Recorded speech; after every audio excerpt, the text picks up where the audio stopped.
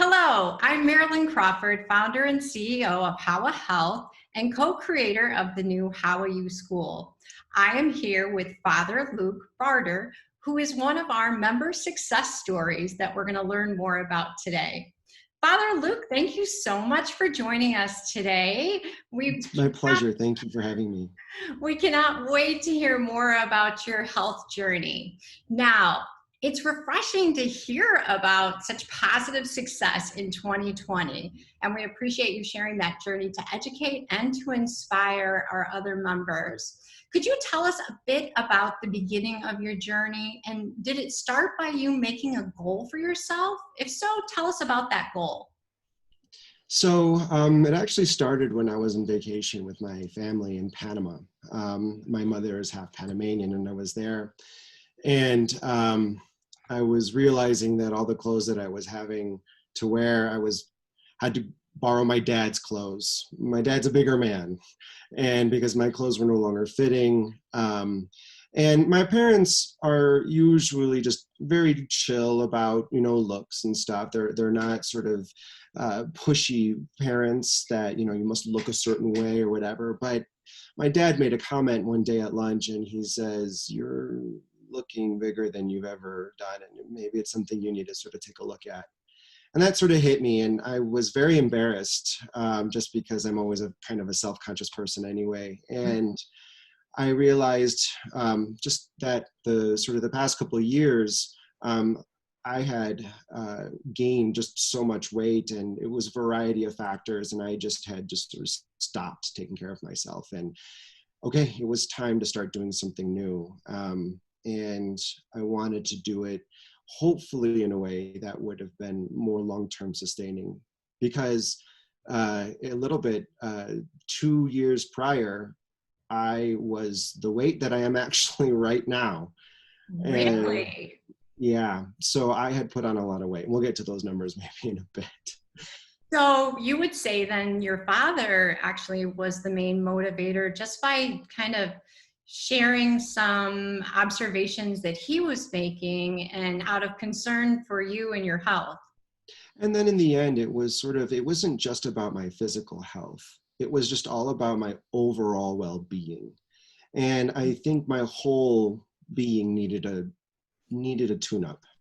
And the physical aspect of it also had to be coupled with just dealing with, how do I manage my life? How is my mental health? How is my spiritual health?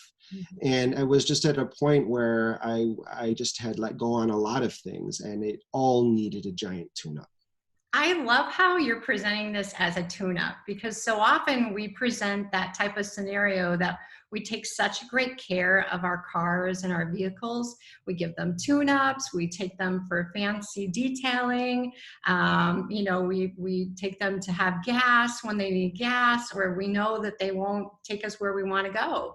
And our bodies are so similar. If we're not feeding them appropriately and we're not taking good care and getting those physician visits in when we need to get them in from a preventative perspective, we're just not going to go where we want to go. So I love how you presented that as a tune-up. That's great. Well, had you ever attempted anything like this particular goal in the past? Yes, I actually have.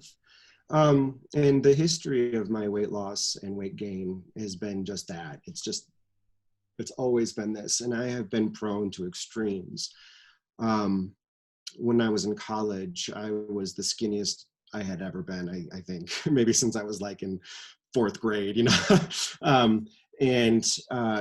school, the junior high was a bigger kid. High school, I was a bigger kid. College, I started changing and lost a lot of weight really quickly, almost 100 pounds. Wow. And I put it all back on. I lost it again. I put it all back on. And now I'm losing it again.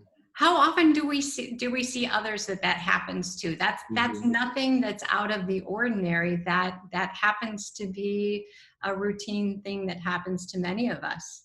And the difference that I wanted to make with this time was that I had always sort of done it alone, and I had always sort of was embarrassed to do it with others or having others look at me. And there was a whole psychological element to it. And I said, I can't get back to this place again. And what do I need to do to make sure that there is a long-term success, that the goal, and I think this is the first time where I've had that sort of more attuned in my mind, because I don't know if I could ever do this again. I don't know I have it in me to do it again. Well, and we don't think you're going to need to do it again, because you're doing such a great job. So I'm very pleased by your journey, and what you're sharing with us today is going to help other members realize that even though they have had some yo-yo effects with their health, that doesn't mean that this next time isn't the time that's going to help maintain and stabilize that good health for the rest of your life. So thank you for sharing that. Now, since you started this goal during a pandemic, during social unrest, an election, while many people are gaining weight during stress eating episodes and so much more, just share some of your favorite secrets to success with us. Honestly, I don't think there's any secret. And honestly, I don't think it was, I feel like God put me in a particular place at a time that I was actually immune to a lot of that stuff. I was able to, my life didn't change too much because I was sort of in a secluded area. And so we were from the very beginning sort of quarantining as a group as I was doing this formation program. Mm-hmm. And while I was there, I had access to exercise facilities and sort of diet coaches and stuff. And I was able to do this in the midst where I didn't have to go out. I wasn't tempted on going out with friends and I was sort of very much sort of created in the beginning. But I think the personal part of it was that I had just made an intention. And I don't know why this intention was different, but I had made an intention. And the two things that were the most important things, I think, for my success. One is I firmly vowed myself not to do this alone. I needed to do this publicly. I needed to do this with others. Inviting others to work out with me, that was horrifying. Really? Inviting others to exercise with me was one of the biggest hurdles I needed to come over psychologically, because I was so self-conscious about my body image, the shaming that would come, and I wanted to avoid any opportunity for any sort of judgment. Mm-hmm. And so I needed to throw myself in the face of my fear and allow others to walk with me. So there was sort of a peer aspect of this mm-hmm. that I had to overcome and not try to take it all on myself.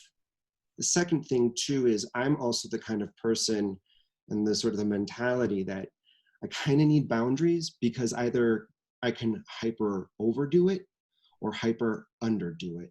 Mm-hmm. And I had always felt like I would always do better. I wanted a coach. And this was always for a long time. I was like, I'm the kind of person that needs to someone to walk with me through each step.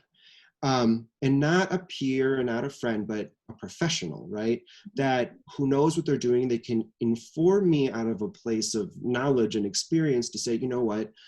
Yes, your instinct might say eat less, but maybe in this case, you need to actually eat more. It's counterintuitive, right? And so I was learning about what are my sort of preconceived notions, the myths about healthcare, the myths about healthy eating, the myths about wellness, the myths about exercising and what's good and what's not and how to do things. And if you try to do things on your own, either you can create yourself to be unhealthy or you can actually harm yourself. Correct. And in my experience in the past is I was harming myself psychologically because, what happens when you hit a plateau and you're like, what am I doing wrong? And there's this versus, doctors and professionals say this is perfectly normal, right? And then the same thing with physically, with having a trainer or someone there to walk with me, to show me and train me. And I always hope that these trainings or these professions will begin to teach me that when maybe I am now left on my own and baby bird leaves the nest, I have developed skills and tools and experience over a long period of time that I can sustain it then on my own. Well, you are wise beyond your years. I think what you said, you just said brilliantly, and in a way that so many others can understand that and apply that to their own health journey, whether it be a weight loss journey or a chronic health condition. I think the same types of success steps take hold. You know, not being alone, not facing your fears and going beyond them, because we all live with different fears. I was interviewing Jasmine Butler, a counselor that we interviewed on World Mental Health Day on Saturday, and she was talking about fears and stress and how we have to really look our fears, you know, in the face and move beyond them and acknowledge them for what they are, but accomplish beyond them. Now, at the time that I met you, it was an interesting time because you were doing some traveling. You had already lost well over 50 pounds. You'd been on this health journey since, what month did you start really thinking about this? The very end of February, and I Yes. officially started working with a dietitian and a trainer at the beginning of March, the very first week of the That's what I first thought. Monday of March. Yeah. That's what I thought. And so when I met you, you had already lost over 50 pounds. And I was like, wow, that is fantastic. Tell me a little bit more about how we can support you. And at that point, you lost your scale that you Mm-hmm. were using. So having those connected health devices does help. And it helps us just to be more conscious of what our numbers are. And it also helps us to be more accountable to Amen. our steps. So we were applauding you, and you know, just asking you what a difference you felt in losing 50 pounds. So at that point in time when we first met you, what was some of the big differences that you felt in your health after losing 50 plus pounds? Um, I had certainly higher energy. Good. I felt like I had a lot more self-confidence, and that's as important as anything. And I think the self-confidence came with, I sort of had to psych up myself to celebrate myself because I was not even, I know 50 pounds sounds like a lot, but but I'm like, but that's not even like close to where I want to be. Yeah, that's great. 50 pounds is a lot. And it was weird to then begin to talk with you and others at HAWA and others that I began to work with, especially as like I got a new trainer, to say that's kind of a lot and impressive and not normal. And I'm like, well, what do you mean it's not normal? It's like, and to psych myself up, to celebrate myself. And I think to turn around some of that self-esteem, to turn around was healing. And I think that's just as much as part of the wellness as the physical wellness. So feeling my skin different, of course, feeling the clothes and differently is great, you know, and every notch on the belt, for me, it was a notch on the belt, you know, because I have to wear a belt around my religious habit. Sure. And I started at the one end, and now I'm having someone put in more notches because it doesn't fit if I don't have more notches. I think there's some of that, and that was encouraging. Very encouraging. And it was visual. It was something that you could see. It's something you could feel. I feel it in my body. I feel it, you know, when you're in the shower, you know what your body is supposed to be like and feels like, and the more you experience that differently.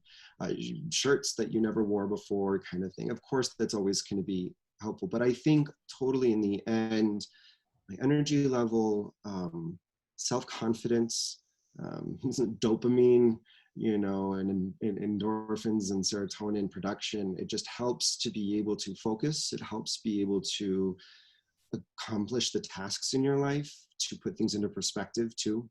Excellent. And productivity, your productivity level? Yeah, certainly is up. Yeah, no, Excellent. yeah, it's all around just improved. In one of our first conversations, you said that you did want to make a goal to lose another 50 pounds. So we said, well, let's look at that and let's break that down into some more manageable goals between here and there. And we landed at let's get to the next 25. So you were quickly on your way. Tell us, since that time, which I think was back in June, how much more weight have you lost? Well, I was trying to go back and remember sort of the tracking. Um, I I'll put it this way. Again, I don't remember exactly when I talked to you first, but I know June 5th when I moved. I was getting ready to move to Denver. I was in Chicago, and it was sort of the last day that I had worked with my previous trainer, and it was right before I called you. I was 244. Point two. When today I weighed myself and I'm 219.8. Wow. So I've lost 24.5 pounds since June 5th. Oh, that is wonderful. And my goal right now is to get under 200. 199.8 and I'll be happy. That first number tick down. And then the ultimate goal, the 50-pound goal that I talked to you, again, I'm a very I can be very logical and analytical, and I like data. I like a lot of data. And I look at what does science tell me about being healthy, what are those numbers, what they should look like. And, and I had come up with this idea that I should be in the 180 range for my height and for my age, et cetera, and so forth. But considering I'm not sure how reasonable is that? How much muscle am I putting on? Right. And what is that? I want to be under the 200 mark personally. I think for me, that's just a personal goal. But then I also have adjusted the end goal about making more, having a healthy body fat percentage. Exactly. I commend you at that. What do you think that you have learned along this journey that's helped you to achieve this success? So what are some key learning points? A couple of things I would say. One, limit your carbs. A couple of things that I've done just sort of come into my life is I very much have limited my drinking, the alcohol consumption. Not that alcohol is bad, but I was living in Egypt for 4 years, and living in Egypt, alcohol can get it, but it's not a drinking culture, right?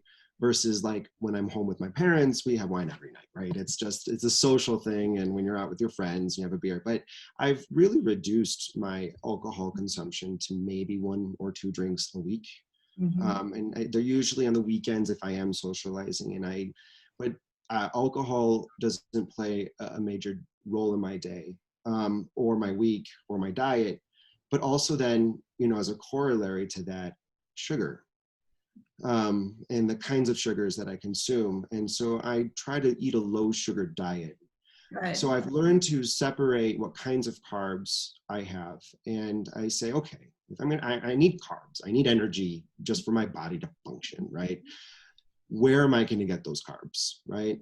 And I made conscious decisions that, bread. I love bread.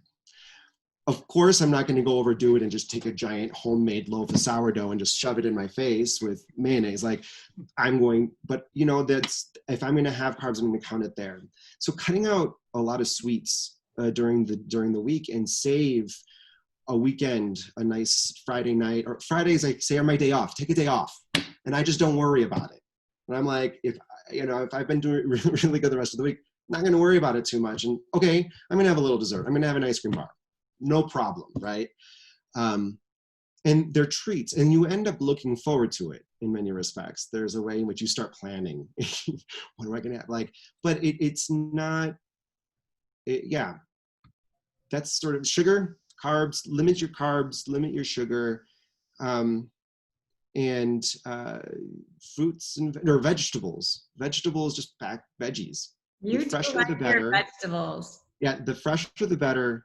the more whole foods that you eat, that's the other thing. I try to really stay away from processed foods as much as Good. possible. I'm glad you mentioned that. I'm very Yeah. glad you mentioned that, because so often some of our American diets are 70% processed foods, Hmm. and that is part of the problem. So I am glad you mentioned that. Well, you Yep. mentioned before the support system and how important it was for you and that journey about your support system. Tell us about some of your supporters. Well, on a professional level, I had worked with diet professionals who helped begin me and give me those boundaries that I needed. And they recognized my need for boundaries. And it was a structure and a framework I was able to work in. And once I had that, I was like, okay, this is what I need to do. And I became very, very disciplined. And I don't know why I was disciplined in this when normally in my life I'm not.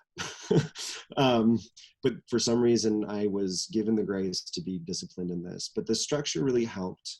And I had an outline of, you have this many carb servings a day, you mark it, and I had a journal.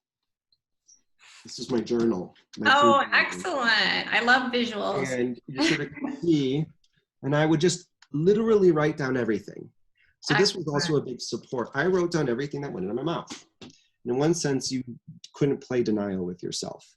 You Mhm. sort of force yourself, where the discipline came is like, okay, you make a personal thing, I'm gonna write everything that I eat, whether I like it or not. And just accountability to see it, to acknowledge its reality. And the support of the dietitian was so wonderful because she was so kind and gentle and supportive, but also educating. She taught me about how my body worked. She taught me about the health of my stomach biome and how that improves immunity, but also what does a balance actually look like and why does it work that way? And that's the kind of thing that I need. I had a physical trainer who worked with me, again, non-judgment, adjusted to where I needed to be, adjusted to what I can do, and made it interesting and different. And then again, educated me along the way about how to do things, how to conceive of my body and what things work and don't work and why, and what you should and shouldn't do and why. So it's not about necessarily all the reps that you get in or the weight that you do and you're like, and you're sitting alone and you're just like struggling and your eyes bulging out. But there is, and then they teach you then how also to be patient with yourself. And I'm a very impatient person because I wanted to see the change right away. And the regular check-in with them, it was a rhythm of accountability, but then it was also a rhythm of constant feedback and information that was very helpful. And that was a huge part of the support system. And then to have people applauding me along the way. So having friends who would be willing to work out with me, to do what I was doing and then say, oh, wow, I want to do what you're doing. And I was like, oh, I'm doing something that you look great. Why do you want to do what I'm doing? And so that was very, very helpful. And that continued support from my religious community, from my friends that were with me, and that I was doing it publicly, that every time I sat at the dinner table, I pulled this out and wrote, and everybody knew what I was doing. And then they would ask me, how are you doing, et cetera. And it wasn't judgmental or, are you doing your thing? But it was, continue, go on, great, you're doing one. Good. That's so helpful. And I think that everybody can take that lead, and that's going to help them on their success journey. Over the past few months, Father Luke, I've learned a lot about your cook and your meals through a texting program we sometimes suggest for some of our members, where you were able to share some pictures of your meals, and we were able to provide some feedback to you. We talked about portion sizes, calories, food groups, spices, macros, and so many other topics. Did you feel that type of support, which was something new and different, was also helpful on your success journey? And was there any aha moments that you might have had during one of our discussions? Yes, absolutely, it was helpful. And I think it was a new learning that needed to happen, because I think what you had told me was very astute, that what helped me lose the first 50 pounds is not going to be the same that was going to help me lose the next 50 pounds. So I felt like I had to start all over again in many respects.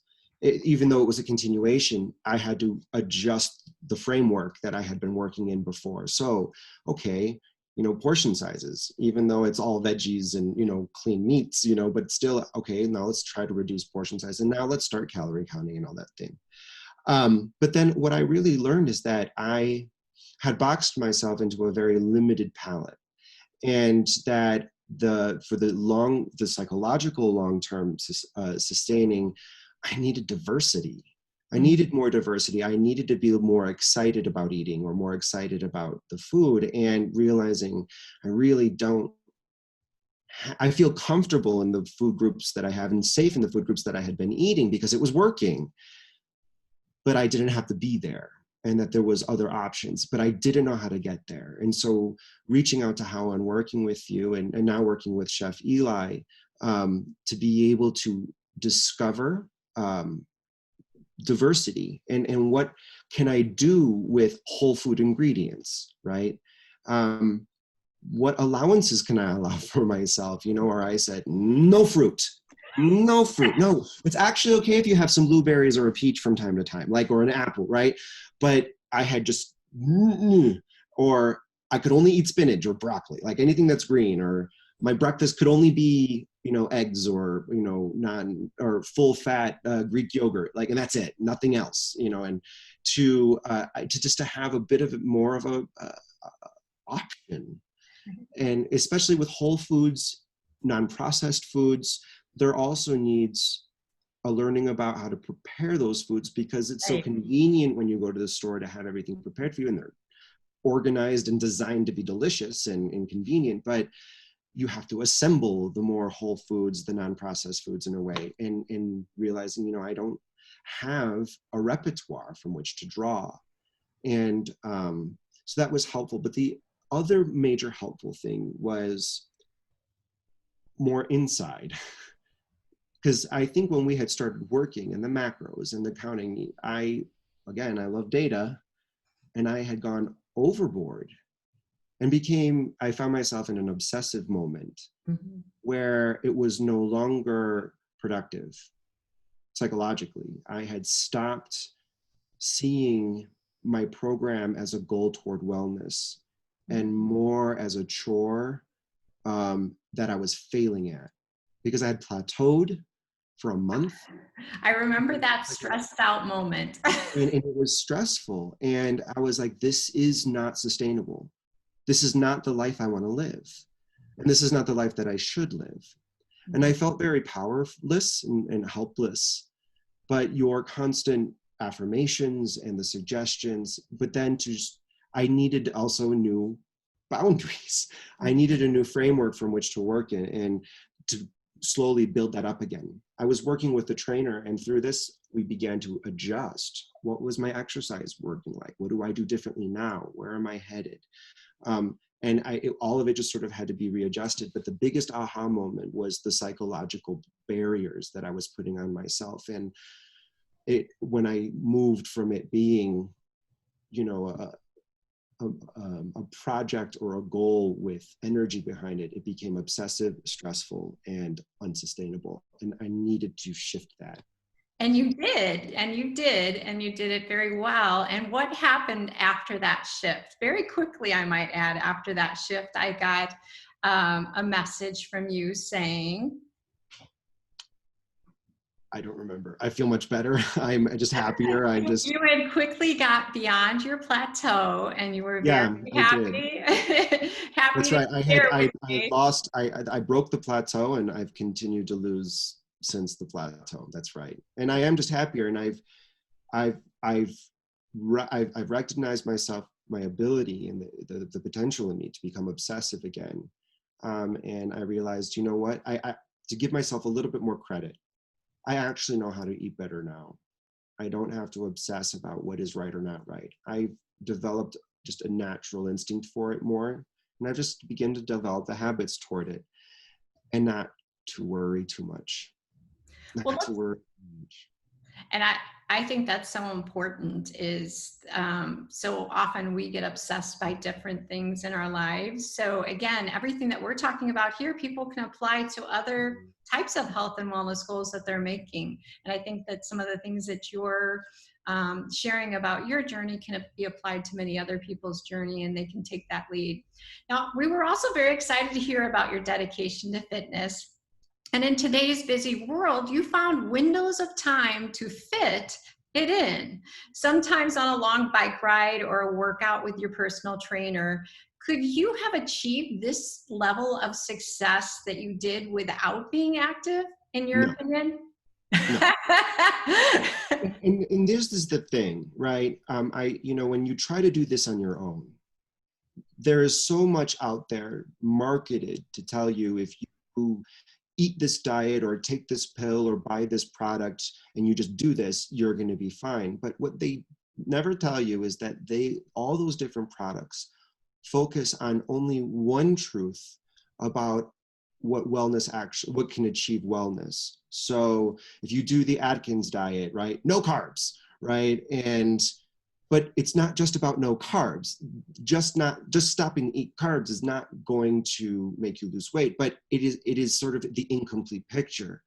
And so when you put all of these things together, there is no secret pill. There is no magic diet that will make you do everything wonderful. It is simply a matter of diet and exercise. Mm-hmm. It's how your body functions. It is, what do you burn and what do you take in? Because in everybody's body, and I've learned this too, is I cannot compare my body to anybody else's body. Mm-hmm. And these diets that are generalized for a population, and it doesn't work for one person, that it's because that person's body is different, and you can't generalize the uniqueness of everybody's body.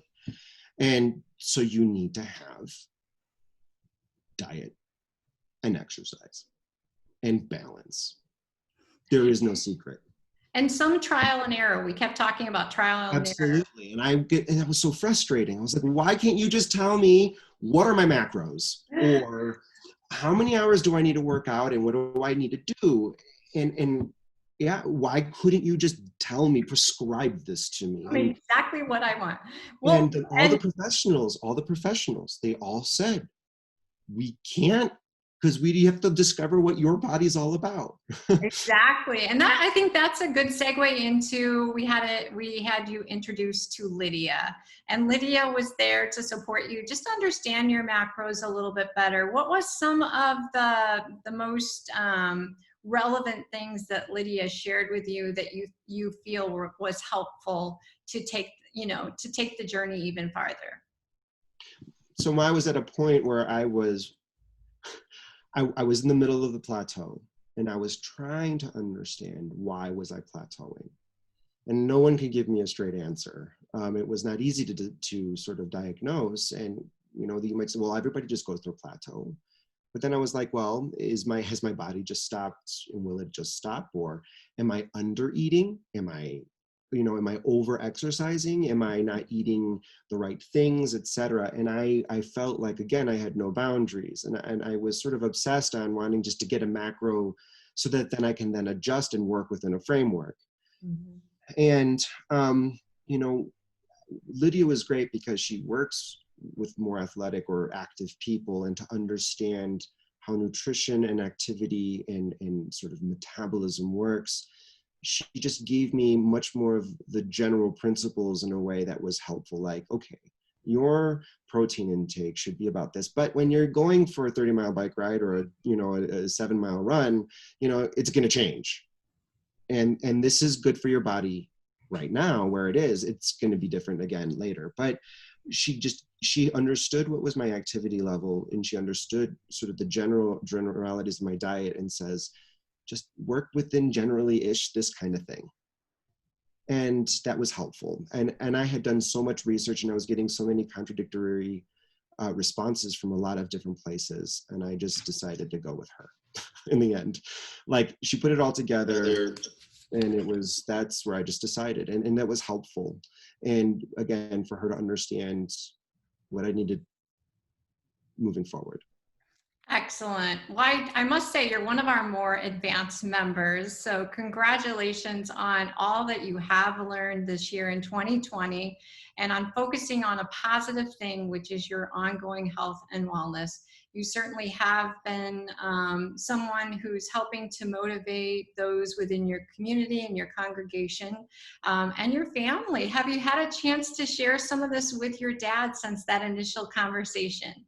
Absolutely. But the bigger impact was with my mom. My mom has now started seeking out more professional counseling on food health and Aw. wellness health. And she is now attempting to lose some weight in her own way. And she calls me for advice and what do I think about this? And she's the type of person that would be more prone to, following a fad diet. Like right now, everything's keto. And my dad's been on keto, and keto's worked for him, but it's not worked for my mom, and she can't understand why. And she takes it very personally, and she takes it she beats herself up about it. And I was like, well, Mom, you need to exercise.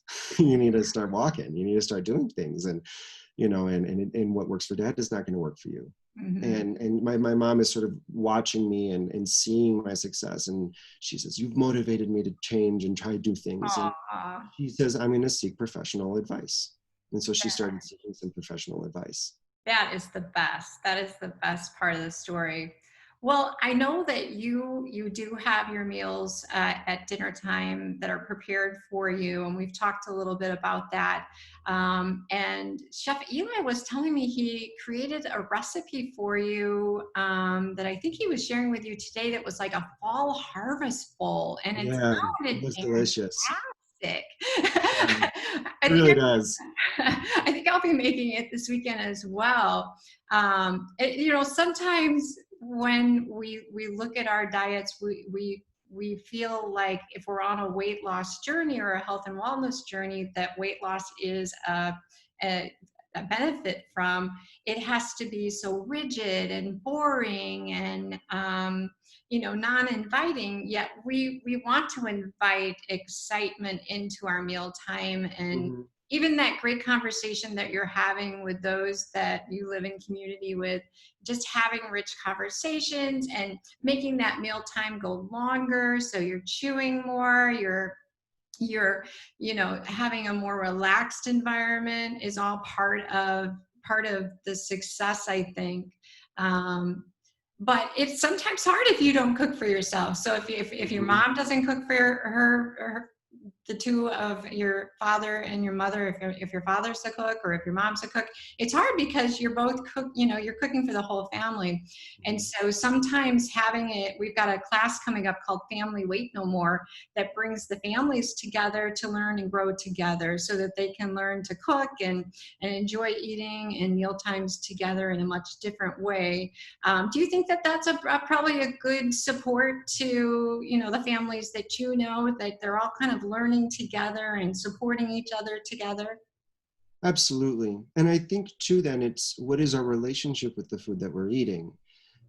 Sometimes we've made food so utilitarian, so consumeristic, like it's to fuel us so that we can then get on to the next thing. But to have a much more, they always, my house, the kitchen island is where everybody hangs out. Like, we have sitting room, we have like a living room and a family, whatever. No, it's the kitchen island. That's always a mess. But that's where we hang out. And just to have a different relationship with that food that can foster community in whatever way it is, whether it's a family or religious community or even with friends and whatever you define your family as, and many people. But yeah, definitely, and to enjoy things together. And you know, I was actively sort of trying to reduce my sort of the speed. I was always a very fast eater. I shoveled everything, especially when I was hungry. I just want to not feel hungry anymore. But I've just noticed, and it's been particularly this last week, that I've just been eating really, really slow. Everybody's Like, done, and I'm sitting at that point with my plate, and I'm like, this is not normal. And it actually has just come naturally. I think my body is now adjusting to that, and um, so yeah. And the part of the problem with the diet too is you don't want to feel separated, and that's been hard when everybody's in exactly. one thing and you're having something prepared that's too separate. They understand that, but how can we then again do something that is together and that they can enjoy what I'm enjoying too, and that maybe it is just all around enjoyable. Exactly. And, whether that's those that you live in community with or your family members, it's important that everybody understands the goals and the decisions and the opportunities together and can be on that journey together to support and to learn and grow from one another. Well, Father Luke, it was a pleasure to interview you today. And I just want to thank you again for your time and for really sharing your story with us, because we do believe that your story can inspire and encourage others to do the same. And that's part of what our goals are at HAWA U and HAWA Health. So we want to thank you for that support, and we can't wait to see what happens on your journeys going forward for the rest of 2020 and beyond. So thank you and have a great day. And to our Thank you listeners, so much. Pray for me that it continues. we certainly will. We certainly Thank you. will. Well, thank you. There'll be more member stories coming up, and we appreciate the opportunity to share this one about Father Luke's journey. Thank you and have a great day. Bye.